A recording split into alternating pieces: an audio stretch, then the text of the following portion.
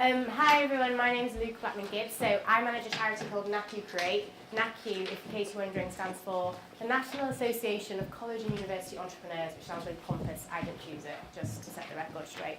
So basically NACU creates a charity which ultimately aims to kind of close the gap between creativity and business and help creative students understand that the leap's actually more like a little footstep rather than a huge jump, which they all seem to think it is, which it's not. And we help student-led enterprise societies, so Hearts Entrepreneurs. In fact, put your hands up if you've heard of Hearts Entrepreneurs. Okay, you've got a really good student-led enterprise society at this university. I know you're leaving now, but we help student-led enterprise societies across the UK kind of stimulate enterprise and development. So that's just a very brief overview of what I do.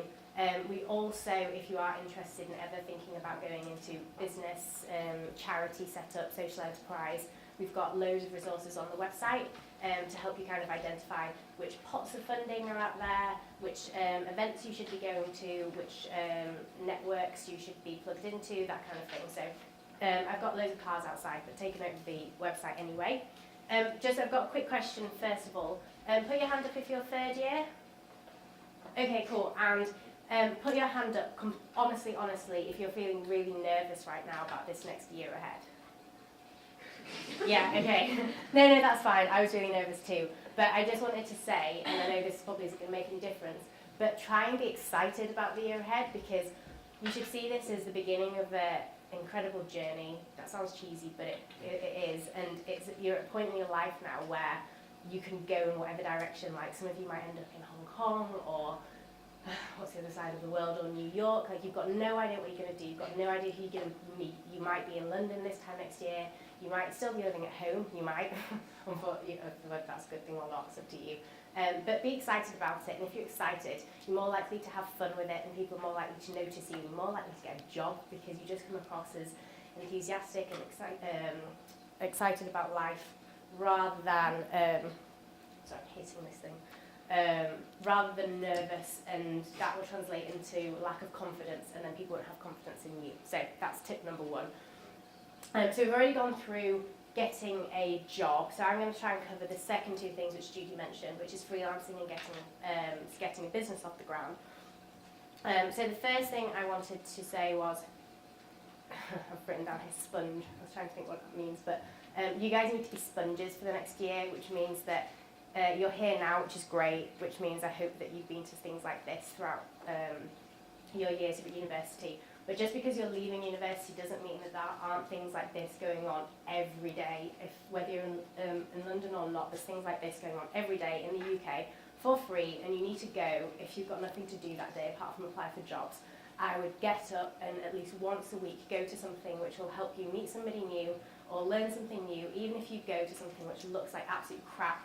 And you want to go and make a judgment about what's good and what's not, it's going to help you learn and grow in some way. So be a sponge for the next year and don't see university as the end of your learning. On that, keep on challenging yourself. So when I finished university, I was like, that's it now. I don't have to pick up another book. Like my philosophy books went into my mum's garage, which is really, like, it's not good, it's not interesting. And when your employers or people at networking events want to talk to you, you need to have something to talk about. It's really hard going to somebody in a networking event just to ask them for a job. You need to have something to talk to them about. And if you're keeping up with politics, and if you're still going to painting classes or making your own jewellery, I think you were doing, or still designing and that kind of stuff, you're a more interesting person and therefore more employable. Okay, so resources. So whatever you're doing, whatever you plan on doing, you need to map in some way the resources that are available to you to help you get from A to Z, Z being your end goal, your dream, or your passion. So this sounds a bit weird, but when I was a bit stuck about what I was going to do, I drew a map on my wall of everything that I thought I needed to do to take me to the next stage. So in the middle was kind of like success. Then I had 4 different things which I thought I might want to go into. And so I draw 4 lines off it. And off line number 1 was the people that I thought I might need to talk to, the specific industry that I might want to get into, the companies, that kind of thing. And start mapping it. And then you do need a wall. Mine was a bit excessive, but then from that, okay, which kind of people do you need to talk to? Okay, do a bit of stalking, like everybody's got Facebook, everyone knows how to stalk these days. Figure out where those people are going to be and write it down. And make a map, and then when you get up one morning, which you will do, and have finished watching Jeremy Kyle in your pyjamas at 10 a.m. and decided you want to do something that day, and you're a bit stuck, you can just go to your bedroom wall, look at your map, and be like, okay, there's something there that day. So, I don't know if artists and creatives ever have to write essays, do you? Okay, yeah, sorry, I have no idea. But you know how when you need to write an essay and you've got a completely blank page and you sit in the library for 2 days and you're just like, oh my god, kill me now. I've just got no idea where to start. But if you just write down 5 ideas that you need to run with, and then 2 days later you can just start going with it. You can delete it later if it's awful, but you need something to get going with. The map is essentially this. It's kind of building blocks of an essay, but the essay is your life, if that makes sense. Does it? Kind of nodding. Okay, cool. Okay, while we're on the stalking note, hit lists, which is really creepy. I'm sorry if this is allowed to say, but I constantly have a hit list of people that I want to talk to. So people who I've identified in the industry who I think can help me in any way, shape or form. So these people have got sometimes a picture, which, okay, I do need because I'm awful with names and faces. So if I'm going to a conference, I ring the people who organise the conference beforehand and get them to email me over an electronic list of everybody who's attending that conference. They won't send it to you, they won't print it out and give it to you because of privacy issues, but they will do it electronically. That's like a loophole in the law, right? Exploit that.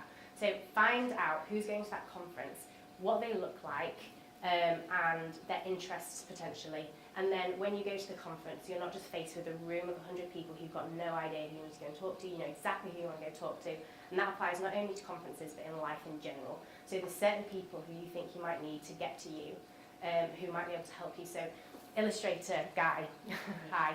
So we were talking earlier, and I said, oh my gosh, wouldn't it be awesome if you could get in touch with Quentin Blake? Okay, I appreciate that Quentin Blake is incredibly hard to get to, but with a little bit of cyber stalking, you'll find out that Quentin Blake's actually enrolled in this course at the moment, which means he has to give 12 hours a month or something to talking to universities. Therefore, if you can figure out where he's going to be and when, you can go.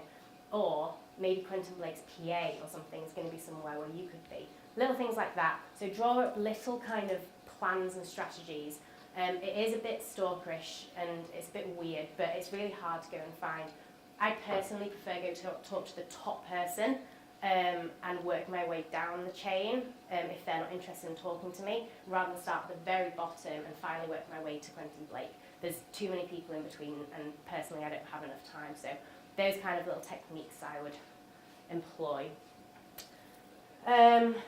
Okay, so freelancing. This isn't my area of expertise, but I've spoken to a lot of people who are trying to freelance at the moment, and I've picked 5 or 6 tips which I wanted to share with you. So the first one is that when you do your first ever piece of work for a client, you're already halfway there into making money now because you've got a client, you've got somebody who's interested in what you're doing.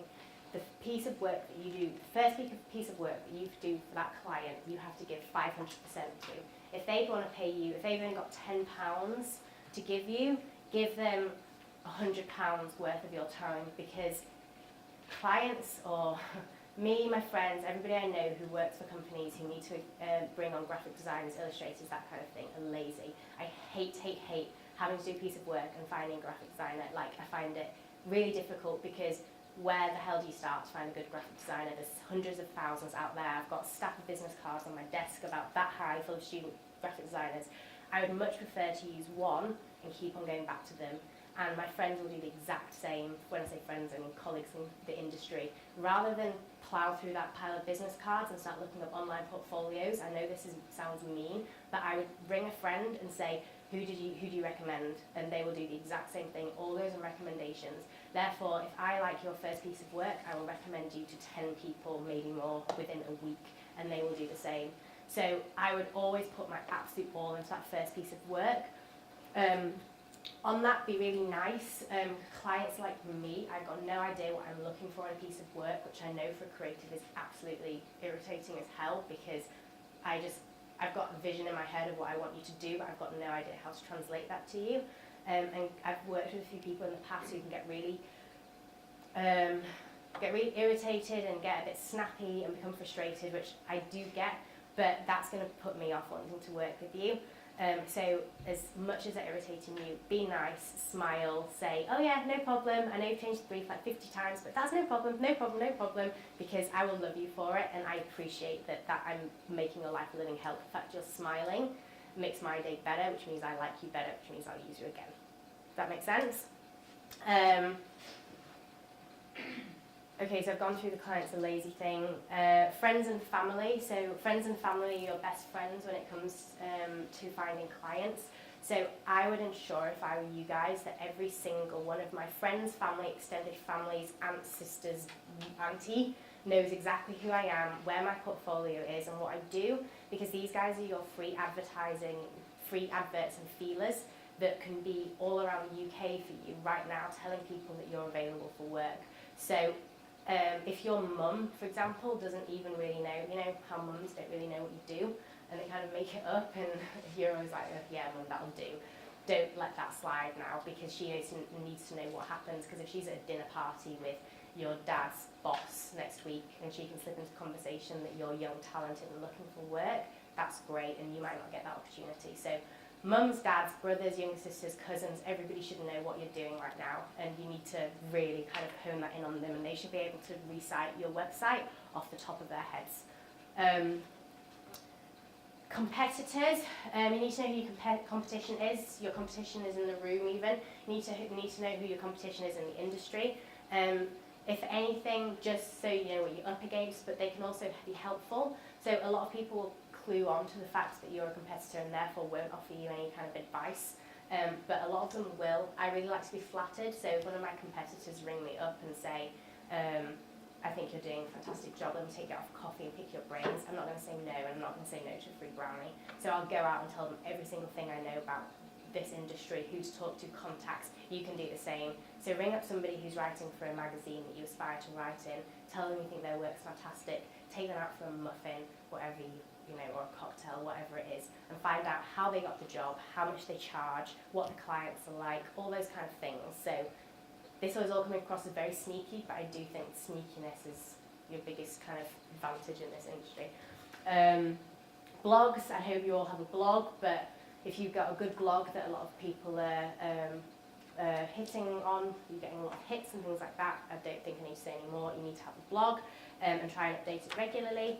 Asking questions to your clients, so people don't do this with me often enough, which is why they get frustrated. I give them a job and they're so excited that they've been given a paid job that they put the phone down and get going and haven't actually asked me any questions. So you need to find out exactly the parameters of this job, what they expect, their company ethos. That not only is going to make your end piece of work better, but it's going to make sure that you're not essentially giving yourself over for slave labour, because I sometimes make a job sound a lot less than it is. Like last week I ran an event here and got some videographers along, and I was like, oh yeah, just come along for the day and you're going to need to kind of cut and edit it, and they actually found out that I wanted a 10-minute end video and they hadn't asked me, and I hadn't thought to tell them because I kind of assumed they'd know.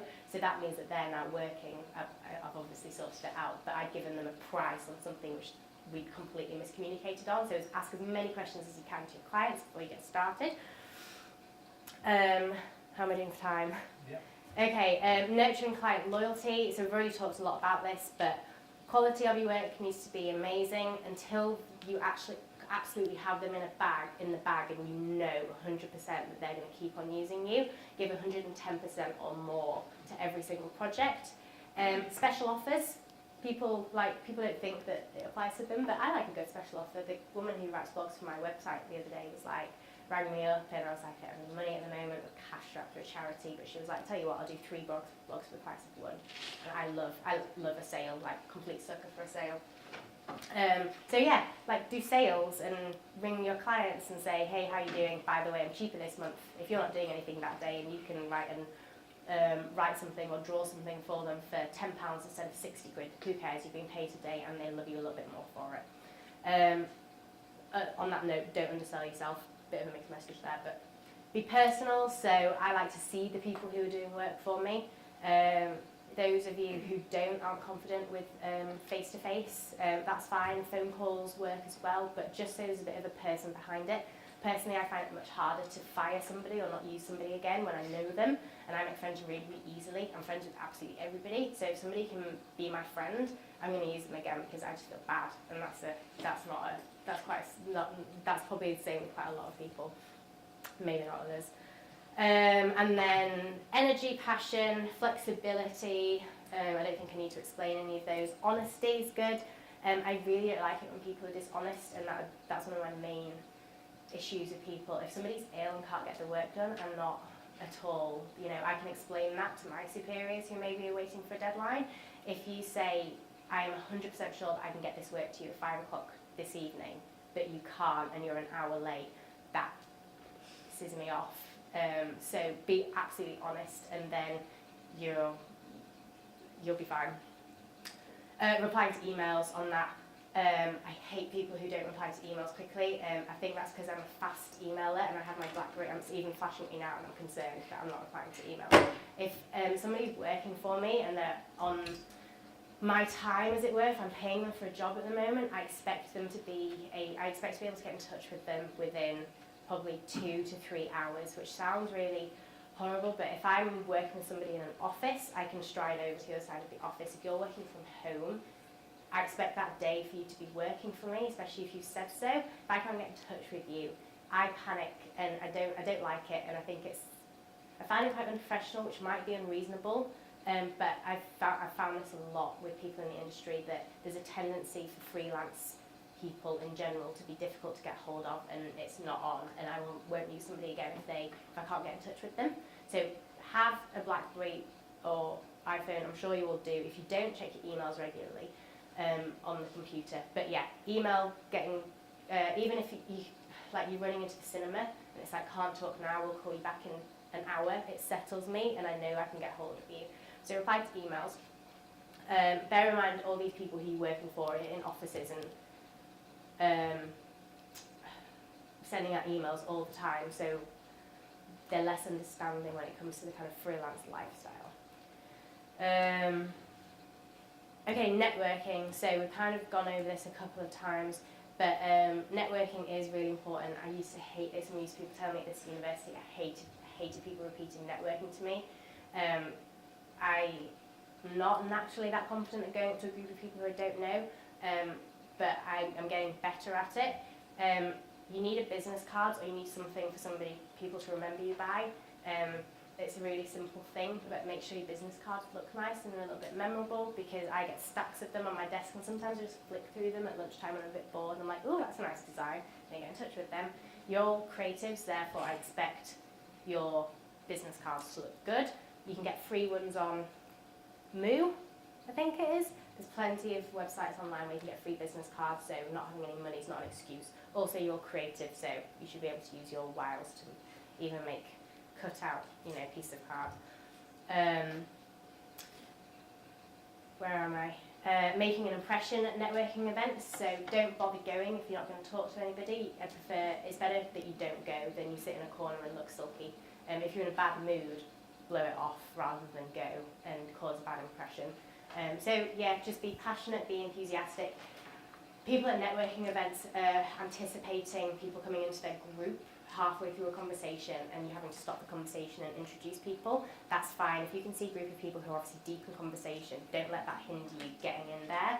Just go in and say, I naturally am a bit like, so I'd go in and be like, oh, hi, it's really sorry to interrupt, do you mind if I join in? I'm just always really honest and open. If I'm nervous, I say, oh, isn't this a bit nerve-wracking today? There's so many people here, I'm not dressed in the right stuff. Things like that. Flattery at networking events, boys and girls, I think you know what flatters either sex. If I've got somebody in a group who I'm finding is intimidating me a little bit, I need to know that they like me. That's just a personal thing, so I will say something about their shoes or their handbag. Girls, all the time, oh my god, I really like your shoes, and they'll be like, oh, and they feel flattered, and then that's it, ice is broken, and then you're off.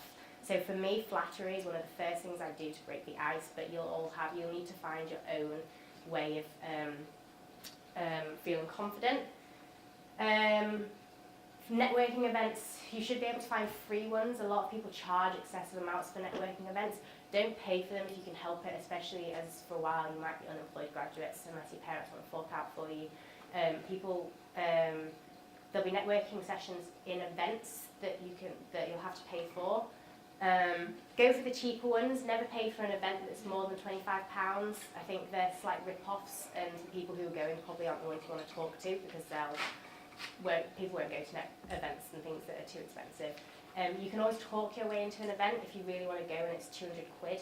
Go on the day at the door. People won't turn up and they'll want to fill seats, so you can always try that. Go and talk to the person who's organising it, ring them and say, you know, pull the heartstrings card and say, I'm a poor graduate and I just want to network and la la la, and would you mind, please, if I could have a place, and I really love what you do, and blah blah blah. They're not going to say no. They might, but if I don't want to go to events anyway. So you can always get into something for free. Sneakiness, again, playing a big theme. Okay, moving on from freelancing. Business. Does anybody in here want to start up their own business, or has ever has dreams and ambitions? Put your hand up if you do. Oh, interesting. Okay, cool. First of all, I'd just say for those of you who aren't sure about starting a business, there's different types of businesses, projects, charities, social enterprises. Does anyone here know what social enterprise is? Put your hand up if you do know what a social enterprise is. Okay, cool. So basically, a social enterprise is a business that's trying to solve a social problem. So the way that a charity just takes money and consumes money, a social enterprise will take money, put it into something good, and try and get a profit from it. So have you heard of One Water, for example? Buy a bottle, give water to... Yeah, that's social enterprise. So they're doing something good, but they're making money from it, which enables them to sustain, and they're not just relying on donations. So things like that you can do, and you don't have to be full-out business people or want to set up charities that are going to achieve world domination, but in this next year or so, if you are a bit confused about what you're going to do and have a bit of an interesting idea of even a smallish project you want to set up, I'd absolutely recommend that you do it. Not to make any money, but to make contacts, but also to make yourself stand out, because anybody who started a business or a project or a charity or run something has got 100,000 times the amount of skills that anybody who hasn't would have, but also you'll have contacts, and it just makes you more interesting and enterprising. It's something that everybody will want to see from you. So if you can drop into conversation that last year you ran a project, maybe just a community project where you're teaching drawing skills to refugees or something like that, and it only lasted for 3 weeks, but you set it up, you ran it, you know, you got in touch with the city council, you organised the training and things like that. You are just so much more interesting than somebody who hasn't done something like that. So even if that's never occurred to you, just keep it in the back of your mind as an option, because it is, and it's a really, really good one. And it's easier to do than you think. If you guys have an idea tonight, 3 of you could go to the pub and set something up tomorrow. It's not that hard. Don't spend it. Like people say, you need to write a business plan, and you need to go and talk to investors, and you need to get permission from your parents and the school or whatever. You don't. Just get going with it. Like, ask for, what's the saying? Ask for forgiveness, not for permission. So go out and get started. You'll figure it out along the way, and you'll learn much more. You sit around in your bedrooms and make business plans for the next 6 months. I can guarantee you'll never do it, because it's boring, and nobody wants to hear about the great business plan you've written. That sounds really harsh, but I think that's slightly true. So a few things for those of you who do want to start businesses. I don't want to stay long on this because not a lot of you want to set something up, but there's something called a business canvas. Google it. It's your best friend when it comes to writing a business plan. Business canvas, should put it into Google, it's fine. It's just basically a chart, and it's got different sections in it which will help you figure out your value proposition, your customers, your routes to market, your cash flow, all the basic things to make a business plan. So if you Google business plan, you will get pages which are so threatening and look so scary, and I can see you nodding, and it's horrendous. I don't like looking at those things, even though I can write them. The business canvas will get the key elements of your business focus in your head, and that's all you need to get going with something. Don't start writing 10-page business plans, because you'll probably never need them. Money. It's a bit of a myth that you need money to start something up. I get that with some things you do need a bit of money. For that, if you do need like £200, try and get it from your friends and family. It's easier. Go do a teaching course for a couple of weeks and do some teaching over the summer to back yourself up. Don't wait to start something until you found some money, because it's hard to find. Investors. Unfortunately, it's really hard to find investment in the creative industries. I am working on this at the moment and setting something up to help the kind of communications between investors and students, students and investors, that kind of thing. But don't assume that you've got something which somebody's going to want to invest in, because most of the investment at the moment is going into tech, web and tech, and it's unlikely that small jewellery businesses, for example, are going to ever be able to turn over the kind of profit which an investor wants to see. So don't always think funding, I need to go to an investor. Investors come probably 5 years down the line. You can, however, go for grants. So if you go to Nike Create website, there's some examples of grants for businesses on there. There's places like Shell Livewire for Pitch Unlimited, which just gives money to social enterprises. There is tons and tons and tons of funding bodies out there, which you guys need to tap into, and you need to do it soon because you're graduating. So most of them are open to students. You're technically students still, I believe, until September, November-ish, which gives you the whole of summer to start applying for things. Apply for everything like you would a job. The quality needs to be high. Be confident that you can win money. Everybody assumes that so many people are applying for these things that they can never get their hands on this kind of money, because everybody thinks that, nobody applies for it.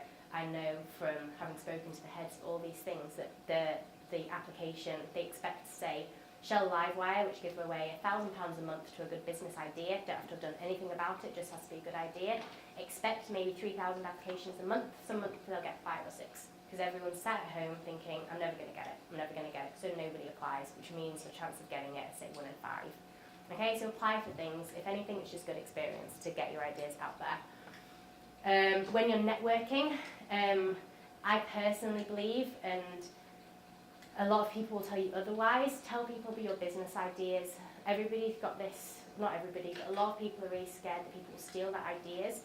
Nobody's got time to steal your idea. Everybody's there to work on their own idea. I get told 1,000 ideas a day, and some of them are just amazing, and I'm just like, oh, you're going to be a millionaire. I've not got time to go and steal it, and I'll forget about it. What I can do, though, is put you in touch with people who will make that idea a reality. If you don't tell people about your ideas and you're sat on it, nobody will be able to help you. So you need to be able to go and identify the right people to tell your business ideas to, and get them to tell the right people for you.